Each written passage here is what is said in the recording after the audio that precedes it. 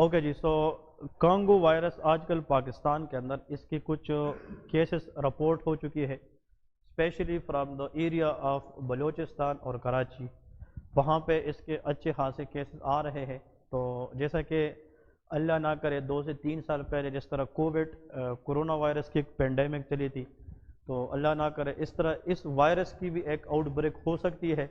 लेकिन इसको हमें थोड़ा सा समझना है और एहतियाती तदाबीर क्या है, प्रिवेंशंस क्या है, इस वायरस से कैसे बचा जा सकता है, उस पे चाह के 2-3 बातें करूँ ताकि सबका भला हो जाए और सबको फ़ायदा हो जाए। तो ये कि अपने घरों में जाके अपने दोस्तों में जो पॉइंट्स हम डिस्कस करने जा रहे हैं उनको आप लोगों ने जाकर उनको बताना है, जिससे इंशाल्लाह सबका भला हो जाए। ठीक है। सो कांगो वायरस जो आजकल एक लोगों में एक आप लोग देखें, बहुत सारे लोग इसका तस्करा कर रहे हैं कि यार कांगो वायरस है, एक न्यू वायरस है, इसकी डिजीज़ है, जो आजकल लोग इसको बहुत ख़तरनाक समझते हैं। मैं इसके बारे में कुछ फैक्ट्स आप लोगों को बताने जा रहा हूँ। इसका एक और नाम भी है, कांगो वायरस का एक और नाम है। इसको हम ये भी कहते हैं, दैट इज़ कॉल्ड क्रीमेन कांगो। ये इसका मेडिकल नाम है, क्रीमेन कांगो हीमोरेजिक फीवर। इसका पूरा नाम यह है, क्रीमेन कांगो हीमोरेजिक फीवर। इसका मतलब यह है, इसको सिंपली कहते हैं CCHF। क्या कहते हैं? CCHF। अब देखें थोड़ा सा इसकी हिस्ट्री देखें कि ये वायरस कहाँ से आया। अब ये जो क्रीमेन है, इट इज़ द प्लेस, ये यूरोप के अंदर एक जगह है जहाँ पे इस वायरस की फर्स्ट केस आई थी। और दैट इज़ फ्रॉम नाउ, अगर आप बैक जाए तो अबाउट इन 1944 में कांगो वायरस की जो पहली केस है वो किस प्लेस पे देखी जाइए? क्रीमेन में। अब ये जो क्रीमेन है, इसमें जो कांगो वायरस है, ये इसकी 1944 में केस आया था।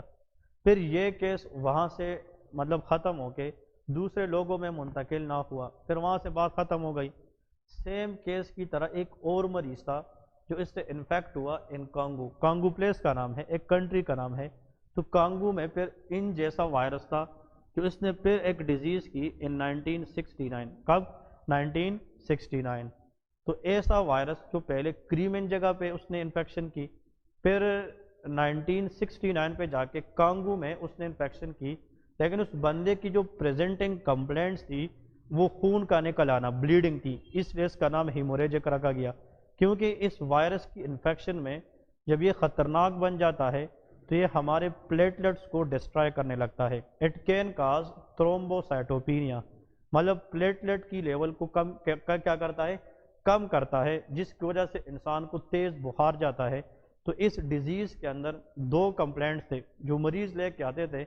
एक, उसको तेज़ बुखार होती थी जिसकी वजह से इसका नाम फीवर है, और साथ में उसके अंदर ब्लीडिंग थी जिसको हम क्या कहते हैं? हीमोरेज कहते हैं।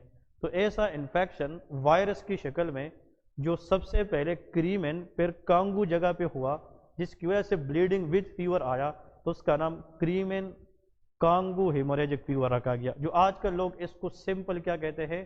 कांगो वायरस कहते हैं। समझ गए कि नहीं? अब ये एक वायरस डिजीज है, इसको हम एक वायरल इलनेस कहते हैं। अब ये एक बंदे से दूसरे में कैसे ट्रांसफर होता है, इसकी ट्रांसमिशन क्या है? आम लफ्ज़ों में अगर किसी आम पब्लिक को बगैर जो मेडिकल के नहीं है, नॉन मेडिकल लोग हैं, उनको कैसे समझाएंगे कि ये वायरस क्या है, कहाँ से आता है? तो सबसे पहले तो आप लोग इसकी अगर मैं 2-3 बातें करूँ कि इसकी ट्रांसमिशन कैसे होती है, ट्रांसमिशन, तो इसके बारे में 2-3 बातें गौर से सुने। एक्चुअली ये जो वायरस है ना, ये एक टिक बाइट, कौन सी? टिक बाइट से ट्रांसफ़र होती है। जैसे कि हम मलेरिया की अगर मिसाल दे दें तो वो एक मच्छर की काटने से, मॉस्कीटो बाइट से होती है। ये एक टिक बाइट होता है, कीड़ा नुमा एक टिक बाइट होता है, उसकी काटने से होती है। अब वो जो टिक है ये क्या करता है, जो वायरस है ये उस टिक के अंदर होता है और ये इंजेक्ट करता है एनिमल को। किस चीज़ को? एनिमल को। मीन इस डिजीज़ के अंदर एनिमल का रोल बहुत ज़्यादा है। आजकल आप लोग बहुत सारे दोस्तों से सुन रहे होंगे कि यार कांगो वायरस जानवरों से लगने वाली बीमारी है। समझ रहे कि नहीं? क्योंकि वो बीमारियां जो इंसानों को कहाँ से लगती है? जानवरों से। उसको हम अपनी ज़ुबान में जूनोटिक डिजीज़ कहते हैं। क्या कहते हैं? Zoonotic disease. अब सवाल ये है کہ جو ٹک ہے اگر وہ اس وائرس کو اینیمل کو ٹرانسفر کرے، اب یہ اینیمل کے بلڈ میں بھی جا سکتی ہے، یہ اینیمل کی میٹ تک بھی لمٹ ہو سکتی ہے، اور سیم اینیمل کو اگر ہیلدی ٹک بائٹ کر کے اس سے وائرس لے لے اور وہ جا کر کس کو بائٹ کرے، ہیومنس کو، تو پھر ہمیں بھی وائرس آ سکتی ہے۔ اس کا مطلب یہ ہے کہ جو لوگ جانوروں کے ساتھ کلوز کنٹیکٹس میں آتے ہیں، جس طرح بیوپاری ٹائپ لوگ ہوتے ہیں، وہ جانوروں کا کاروبار کرتے ہیں، جانور لیتے ہیں، بیچتے ہیں، خریدتے ہیں، تو ان لوگوں میں کانگو وائرس پھیلنے کے چانسز زیادہ ہوتے ہیں۔ جو مویشی منڈیوں میں جاتے ہیں ان میں کانگو وائرس کے چانسز زیادہ ہوتے ہیں، یا وہ لوگ جو گوشت بیچنے والے جو کسائی ٹائپ لوگ ہوتے ہیں ان میں بھی کانگو وائرس کے چانسز زیادہ ہوتے ہیں۔ سو دوز پیپل، وہ لوگ جو میٹ کے ساتھ، جانوروں کے ساتھ کلوز کنٹیکٹس میں آتے ہیں، ان میں کانگو وائرس کے چانسز زیادہ ہوتے ہیں۔ اب سوال یہ ہے کہ کیسے پتہ چلے گا؟ نیکسٹ سوال پبلک کا یہ ہے، تو ٹرانسمیشن تو یہ ہے کہ یہ ہمیں جانوروں سے ملتی ہے، جانوروں کی خون سے بھی، جانوروں کی میٹ سے بھی، جانوروں کے ساتھ کانٹیکٹ آنے سے بھی، لیکن انسان کو انسان سے کیسے لگتا ہے، یہ بھی سوال ہے۔ اگر ایک بندے کو کانگو وائرس انفیکشن ہو جائے تو وہ دوسرے کو، اگر اس کا خون دوسرے کے خون کے ساتھ ٹچ ہو جائے تو بلڈ کے ذریعے ہیومن ٹو ہیومن ٹرانسمیشن ہوتا ہے۔ اسی لیے کانگو وائرس کے جو لوگ جب ہاسپٹل میں آتے ہیں ان کو ہم دوسرے بندوں کے ساتھ ایک وارڈ میں ایڈمٹ نہیں کرتے، اس کو آئسولیٹ کرتے ہیں۔ جیسا کہ کورونا وائرس سنیزنگ سے، کف سے ایک سے دوسرے کو لگتی تھی نا، تو آئسولیشن اس میں ہم کرتے تھے، اسی طرح اس میں بھی ہم کرنٹین کرتے ہیں، آئسولیشن کرتے ہیں مریض کو کم از کم 7 سے 10 دن کے لیے، اور اس کو الگ رکھا جاتا ہے تاکہ اس کا جو خون ہے وہ کسی نان انفیکٹڈ بندے کے ساتھ مل نہ جائے۔ اس لیے جو لوگ ہیلتھ کیئر ورکر ہوتے ہیں، ہاسپٹلز میں کام کرتے ہیں، ہیلتھ کیئر ڈیریز کے اندر سینٹرز میں کام کرتے ہیں، ان لوگوں میں اس وائرس کی کنٹیکٹ چانسز زیادہ ہوتی ہے۔ تو اینیمل سے ہیومن میں بھی آ سکتا ہے، ہیومن سے ہیومن میں بھی جا سکتا ہے، یہ اس کی کیا ہے؟ ٹرانسمیشن ہے۔ اب سوال یہ ہے کہ بھائی یہ جو وائرس ہے ہمیں یہ کیسے پتہ چلے ہے، کیسے پتہ چلے گا کہ میٹ جو ہے یا جو جانور کی گوشت ہے وہ انفیکٹڈ ہے کہ نہیں ہے؟ یہ بھی پبلک کا ایک سوال ہے کہ میٹ کا کیسے پتہ چلتا ہے کہ وہ انفیکٹڈ ہے کہ نہیں ہے؟ تو میں یہاں پہ ایک بہت بڑا مارک لگانے جا رہا ہوں، اس کے لیے ہمارے پاس کوئی آنسر نہیں ہے۔ وی کانٹ سے کہ یہ میٹ، یہ گوشت جو ہے وہ انفیکٹڈ ہے یا نہیں ہے۔ ہاں، یہ جو کانگو وائرس ہے نا، اس کی جو ٹک ہے نا، جو کیڑا ہوتا ہے بائٹ، وہ نظر آ سکتا ہے اگر اینیمل کو آپ غور سے دیکھیں، لیکن یہ ہے کہ اس گوشت کے اندر ہم اس کا اندازہ نہیں لگا سکتے۔ اس کا بہتر حل یہ ہے کہ ان دنوں جب وبا پھیلتی ہے تو گوشت کا استعمال کم کرے، نمبر 1 پوائنٹ، سبزیاں کھائے، ہیلدی ڈائٹ پہ جائے، اور اگر گوشت کھائے بھی تو اس کو صحیح طریقے سے پکائے۔ اگر آپ اس کو کوک کریں گے تو اس میں وائرس ڈی نیچر ہو سکتا ہے، لیکن انڈر کوکڈ میٹ کے اندر پھر بھی اس کے پھیلنے کے چانسز زیادہ ہوتے ہیں۔ تو ہمیں گوشت سے تو پتہ نہیں چلتا، ہمیں گوشت سے تھوڑا گریز کرنا ہے، اور دوسری بات یہ ہے کہ ہم کیا کریں گے، گوشت کو اگر لیں گے بھی تو اس کو پراپرلی کوک کریں گے۔ اب سوال یہ ہے کہ اس وائرس کی انکیوبیشن پیریڈ کتنی ہے؟ انکیوبیشن سے مراد یہ ہے، اب میں عام لفظوں میں جو پبلک کے لیے بتا رہا ہوں، what is انکیوبیشن پیریڈ، غور سے سنیں۔ انکیوبیشن پیریڈ کا مطلب ہوتا ہے کہ جب ایک انسان میں وائرس اندر داخل ہوتا ہے، غور سے سنیں یہ بات، انسان میں کوئی جراثیم وائرس کی شکل میں اندر داخل ہو جائے، وہاں سے لے کے اس پر سمٹم آنے تک جو ٹائم پیریڈ لگتا ہے اس کا نام کیا ہوتا ہے؟ Incubation period. اب یہ ہر وائرس کا الگ ہے، لیکن بتایا جاتا ہے کہ کانگو وائرس اگر آج کسی بندے کے بلڈ میں جائے تو اس کو سمٹم لانے میں تقریباً 1 سے 4 دن لگاتا ہے۔ کتنا؟ 1 سے 4 دن۔ اس کا مطلب آج کسی نے انفیکٹڈ میٹ کھائی ہے نا، تو اس کو سمٹم آنے میں 2 سے 3-4 دن مزید لگیں گے۔ اسی طرح کہ یار میٹ کھایا، اب دیکھیں نا، میں نے بتایا نہیں تھا کہ کانگو وائرس کہاں سے ہو سکتا ہے، اب اس نے گوشت کھانے کے بعد انفیکٹ نہیں ہونا، it will take time, that will be around 4 days۔ تو یہ کانگو وائرس کی کیا ہے؟ انکیوبیشن پیریڈ ہے۔ سوال یہ ہے کہ آپ کے پاس مریض کیسے آئے گا؟ کلینکل فیچر جس کے کیا ہے؟ سب سے پہلے مریض کو فیور ہوتا ہے۔ کیا ہوتا ہے؟ فیور، بخار کا آنا۔ نمبر 2، پیچس لگنا، ڈائریا، ویری ویری امپورٹنٹ، اس میں ڈائریا ہوتا ہے۔ نمبر 3، ایبڈومینل ڈسکمفرٹنس، پیٹ کا درد اس میں شامل ہوتا ہے۔ نمبر 3، کے آنا، الٹیاں کرنا، نوزیا اینڈ وومیٹنگ اس کے اندر ہوتی ہے۔ اور سب سے important when this is very very dangerous in a very very peak condition، مطلب باڈی کے مختلف جگہوں سے خود بخود خون کا نکل آنا، ناک سے خون آنا، چھوٹے پیشاب میں خون جانا، that is called bleeding from different parts of the body، مختلف ایریا سے باڈی کے بلیڈنگ آنا، that is what's its hemorrhagic fever۔ اس لیے کہتے ہیں جس طرح ڈینگی میں خون آتا ہے کہ نہیں، اس طرح اس میں بھی خون آتا ہے۔ تو گوشت کھانے کے بعد 3 سے 4 دنوں میں کسی کو ایک دم بیٹھے بیٹھائے تیز بخار ہو جائے، پیٹ خراب ہو جائے کہ اور ساتھ الٹیاں لگ جائے اور اس کو جناب خون نکلنا شروع ہو جائے، اس بندے کو ویٹ نہیں کرنا ہے، and that person has to admit in the hospital۔ اب آپ ہاسپٹل میں جائیں گے تو پھر ہاسپٹل کے اندر جو ڈاکٹرز ہے وہ آپ کی ٹیسٹ کرائیں گے، تو لیکن اس کی انویسٹیگیشنز کیا ہے، آپ کون کون سے ٹیسٹ کریں گے تو اس سے ہمیں پتہ چلے گا کہ بھئی یہ کانگو وائرس انفیکشن ہے کہ نہیں ہے۔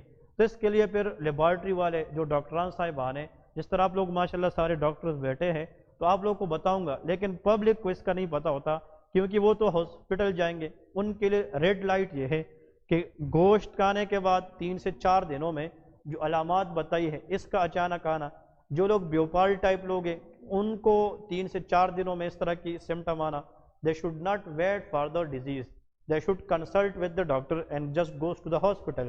لیکن بینگ اے ڈاکٹر آپ لوگوں کو بتاتا ہوں، ہم اس میں بلڈ ٹیسٹ کرتے ہیں، ہم کانگو اینٹی باڈیز چیک کرتے ہیں، ہم ایلائزا ایک ٹیسٹ ہوتا ہے، انزائم لنکڈ امیونو ساربنٹ ایسے ایلائزا ایک ٹیسٹ ہوتا ہے، پی سی آر کا آپ لوگوں نے نام سنا ہوگا، پی سی آر کا ایک ٹیسٹ ہوتا ہے، یہ مختلف ٹیسٹ ہوتے ہیں جو ہم کس وائرس کو ڈائگنوز کرنے کے لیے کرتے ہیں، کانگو وائرس کے لیے۔ ون سے ڈائگنوز، اس کا علاج کیا ہے، ٹریٹمنٹ کیا ہے، میں یہاں پہ پھر ایک بگ نو لکھتا ہوں، that is called no specific treatment. اس سے مراد کیا ہے جناب، اس سے مراد یہ ہے کہ اس وائرس کے خلاف کوئی اسپیسیفک علاج آج تک میڈیکل فیلڈ میں موجود نہیں ہے۔ تو آپ لوگ لے کے اپنے کاپی میں نوٹ کریں، جب بھی مریض آئے کانگو وائرس انفیکشن ڈائگنوز ہونے کے بعد مریض کو دوسروں سے الگ کریں گے، اور اس کی جو ٹریٹمنٹ ہے دیٹ از لارجلی سپورٹیو۔ یہ کیا ہے، سپورٹیو تھراپی ہے۔ اس کو آئی وی فلوئڈ لگائیں گے تاکہ بندہ آپ سے ڈی ہائیڈریٹ نہ ہو جائے۔ آئی وی فلوئڈ لگانے کے بعد اگر اس کو کیا ہو رہی ہے الٹیاں، آپ اس کو الٹیوں کی ٹیبلٹس دیں گے۔ آپ لوگوں نے ڈومیل کا نام سنا ہوگا سیرپ، آپ لوگوں نے مختلف گریوینیٹ کا نام سنا ہوگا، اینٹی ایمیٹکس دیں گے۔ کیا دیں گے، اینٹی ایمیٹکس وہ دوائی ہے جس سے انسان کے اندر ہم کس چیز کی سیویریٹی کو، شدت کو کم کریں گے، الٹیوں، دیٹ از اینٹی ایمیٹکس۔ اگر اس کا ڈائریا ہے تو ہم میٹرونیڈازول فلیجل وغیرہ دیں گے، دیٹ از اینٹی ڈائریل ہے۔ اور اینٹی بایوٹک ضرور دیتے ہیں، اگرچہ یہ وائرل انفیکشن ہے اینٹی بایوٹک اس لیے دیتے ہیں تاکہ پیشنٹ کو سیکنڈری انفیکشن نہ ہو جائے۔ تو سیکنڈری انفیکشن کو پریونٹ کرنے کے لیے ہم کیا دیں گے، اینٹی بایوٹک، اور ساتھ میں پیراسیٹامول دیں گے۔ کیا دیں گے، paracetamol, paracetamol for the favour کے لیے۔ اب سوال یہ ہے کہ جو پلیٹلیٹس لیول ہے وہ اگر ہم وائرس کو کنٹرول کریں گے تو انسان کی بون میرو پلیٹلیٹس بناتی رہتی ہے، وہ خود بخود ٹھیک ہو جاتے ہیں، لیکن پلیٹلیٹس ہمیشہ یاد رکھیں، جب نارمل پلیٹلیٹس کتنے ہوتے ہیں ہمارے بلڈ کے اندر، یہ 150 سے لے کے 400 لاکھ تک ایک خون کے ٹیسٹ میں، خون کے نمونے میں جو کس چیز کی بات کریں گے، پلیٹلیٹ، یہ ایسے خلیے ہے ہمارے خون کے اندر جو خون روکنے میں کام کرتے ہیں، یہ 150 سے لے کے 400 لاکھ تک ہوتے ہیں، 1.5 لاکھ سے 4 لاکھ تک ہوتے ہیں۔ تو اگر آپ لوگ ہم اس طرح کریں کہ اگر پلیٹلیٹ سے نا 1.5 to 4 لیکس ہوتے ہیں تو اس کا مطلب کیا بنا جناب، اس کا مطلب یہ بنا اگر کسی کا پلیٹلیٹ 80,000 ہے، 70,000 ہے تو کم ہے کہ زیادہ ہے، کم ہے، 1.5 لاکھ سے کم ہے تو اس کو پلیٹلیٹ نہ کریں، ٹرانسفیوز نہ کریں، it is a very difficult job.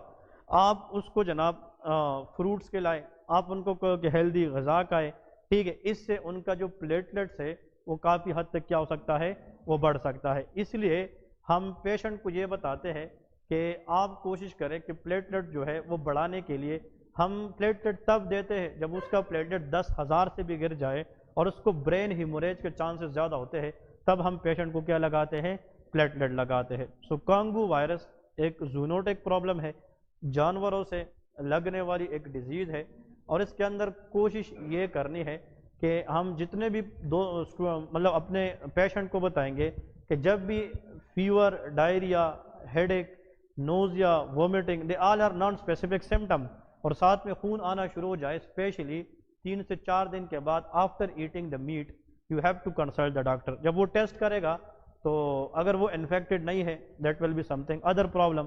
اگر وہ انفیکٹڈ ہے تو اس کو سپورٹیو کیئر بھی کرنا ہے اور اس کو 4 سے لے کے 10 دن تک اپنے آپ کو آئسولیٹ کرنا ہے, کیونکہ اگر اپنے آپ کو آئسولیٹ نہیں کرے گا تو پھر اس سے وہ دوسروں کو بھی انفیکٹ کر سکتے ہیں. ٹھیک ہے جی, تو یہ اس کے بارے میں 2-3 باتیں تھیں. اور آپ لوگوں کے لیے لاسٹ میں ایک بات بتا رہا ہوں کہ کچھ وائرس ایسے ہوتے ہیں جو RNA رکھتے ہیں اور کچھ وائرس DNA رکھتے ہیں. یہ اس کی جینیٹک مٹیریل ہے. جو کانگو وائرس ہے وہ RNA وائرس ہے. کیا ہے؟ RNA virus. یہ آپ لوگ کے امتحان میں آ سکتا ہے کہ کانگو وائرس جینیٹکس کے لحاظ سے کیا ہے؟ That is RNA. اس کے لیے کوئی اسپیسیفک ٹریٹمنٹ نہیں ہے, لیکن میں صرف یہاں پہ ایک چیز لکھتا ہوں دیٹ از کالڈ ریباویرین. کیا لکھتا ہوں؟ ریباویرین. ریباویرین سے مراد یہ ہے دیٹ از اینٹی وائرل. یہ ہم یرکان وغیرہ میں دے سکتے ہیں, ہیپاٹائٹس میں. ہم یہ نہیں دیں گے جب تک پیشنٹ اتنا ایل کنڈیشن میں نہ جائے, ہمارے پاس دوسرا آپشن نہ ہو. تو جب سپورٹیو ٹریٹمنٹ فیل ہو جائے تو آخر میں ایک اینٹی وائرل اگر آپ ٹرائی کر سکتے ہیں دیٹ ول بی ریباویرین. لیکن ریباویرین خود نہیں لے سکتے. You should consult the doctor before giving ribavirin. اگر ڈاکٹر کو سمجھ میں آتی ہے کہ اس کی ضرورت ہے تب آپ استعمال کریں, ورنہ اس کو ہم ایسے استعمال نہیں کر سکتے. ٹھیک ہے جی, that is what all about from today awareness study that is Congo virus. اس طرح کے جو بھی چیزیں آتی ہے یہ کوشش کرے خود بھی سیکھے, دوسروں تک بھی پھیلائے, تاکہ انشاءاللہ سب کا فائدہ ہو جائے. ٹھیک ہے, تھینک یو, اللہ حافظ.